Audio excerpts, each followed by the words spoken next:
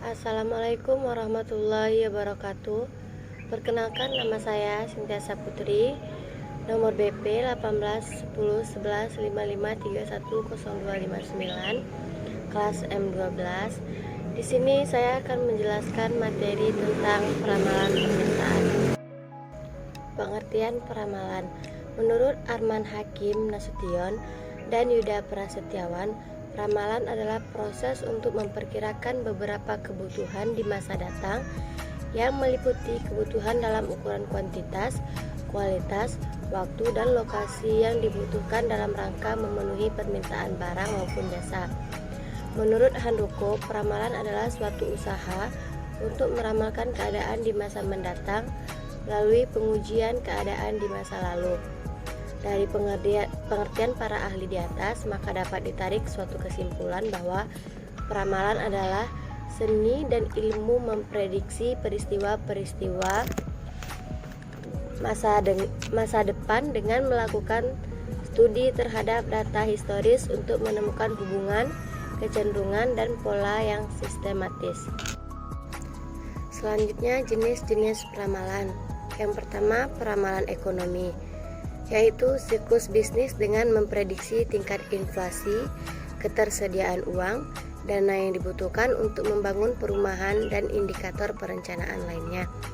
Yang kedua, peramalan teknologi, yaitu memperhatikan tingkat kemajuan teknologi yang dapat meluncurkan produk baru yang menarik, yang membutuhkan pabrik dan peralatan baru.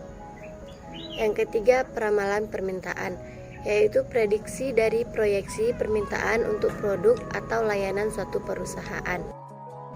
Peramalan terbagi atas beberapa kategori. Yang pertama, peramalan jangka panjang, dilakukan untuk meramalkan 2-10 tahun yang akan datang. Yang kedua, peramalan jangka menengah, dilakukan untuk meramalkan 1-24 bulan yang akan datang. Yang ketiga, peramalan jangka pendek, dilakukan untuk meramalkan 1-5 minggu ke depan. Karakteristik peramalan yang baik. Yang pertama, akurasi. Akurasi dari suatu hasil peramalan diukur dengan hasil kebiasaan dan konsistensian peramalan tersebut. Yang kedua, biaya. Biaya yang diperlukan dalam pembuatan suatu peramalan adalah tergantung dari jumlah item yang diramalkan, lamanya periode peramalan, dan metode peramalan yang dipakai. Yang ketiga, yaitu kemudahan. Penggunaan metode peramalan yang sederhana, mudah dibuat, dan mudah diaplikasikan akan memberikan keuntungan bagi perusahaan.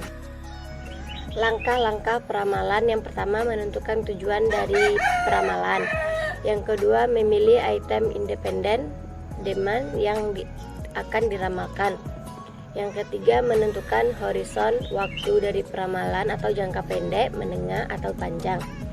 Yang keempat, memilih model-model peramalan. Yang kelima, memperoleh data yang dibutuhkan untuk melakukan peramalan. Yang keenam, validasi model peramalan. Yang ketujuh, membuat peramalan. Yang kedelapan, implementasi hasil-hasil peramalan. Yang kesembilan, memantau keandalan hasil peramalan. Selanjutnya, peramalan permintaan. Peramalan permintaan merupakan suatu usaha memprediksi tingkat permintaan produk-produk yang diharapkan akan terrealisasi untuk jangka waktu tertentu pada masa yang akan datang.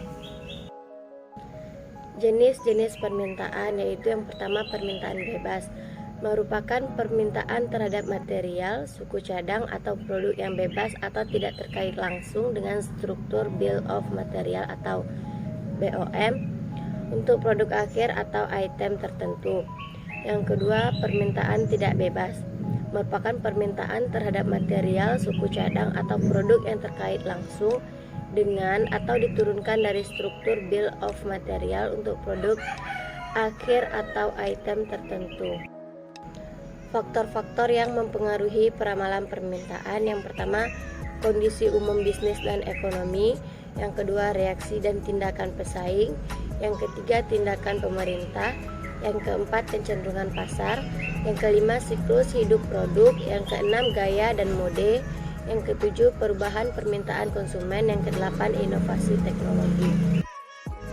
7 tahap dasar dalam melakukan peramalan permintaan. Yang pertama, menentukan penggunaan dari peramalan. Yang kedua, memilih item atau kuantitas yang akan diramalkan. Yang ketiga, menentukan horizon dari peramalan. Yang keempat, memilih model peramalan. Yang kelima, mengumpulkan data yang diperlukan untuk memperoleh peramalan. Yang keenam, melakukan peramalan. Yang ketujuh, memvalidasi peramalan dan mengimplementasikan hasil peramalan. Demikianlah yang dapat saya jelaskan. Kalau ada salah kata, saya mohon maaf. Saya sudahi. Wassalamualaikum warahmatullahi wabarakatuh.